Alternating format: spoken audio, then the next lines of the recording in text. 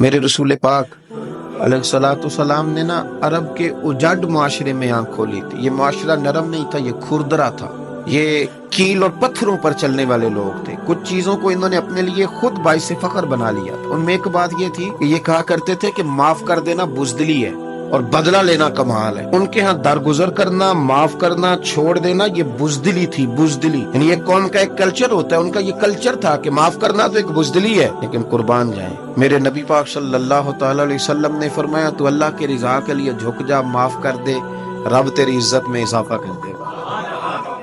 اب آپ میری بات پہ غور کریں گے تو آپ کو ایک لطف آئے گا۔ جس کو انہوں نے باعث عزت بنایا ہوا تھا، حضور نے اس کی تردید کر دی، اور جس کو وہ بزدلی سمجھتے تھے، مدینے والے محبوب نے اس کو عزت بنا کے دے دیا لوگوں کو۔ اور لوگوں کو سمجھ آ گئی، لوگوں کے دلوں تک بات اتر گئی کہ واقعی معاف کرنے میں عزت، درگزر اعلیٰ ظرف لوگ کرتے ہیں۔ اب ہمارے ہاں بھی اینٹ کا جواب پتھر سے آنے لگا ہے، اور ہم دیکھتے ہیں کہ سیاسی لیڈر تو اپنی جگہ پہ اتنی کچی زبان استعمال کرنے لگے ہیں، اتنی غلط لینگویج استعمال کرنے لگے ہیں جو اس سے پہلے کبھی اس مہذب قوم میں نہیں ہو۔ اور پھر جو نیچے کارکن ہے، جن بیچاروں کو نہ کچھ ملنا ہے نہ کبھی ملا ہے، وہ چھوٹی سی ضد کے اندر آ کے اس طرح ٹیشو پیپر کی طرح استعمال ہوتے ہیں، اور وہ بھی بڑی غلط گفتگو کرتے ہیں۔ مہذب قوموں کے یہ رویے نہیں ہوتے، درگزر حسن ہے، اور اس حسن کو سمجھیں۔ رسول کائنات علیہ السلام نے دنیا فتح ہی درگزر کی برکت سے فرمائی۔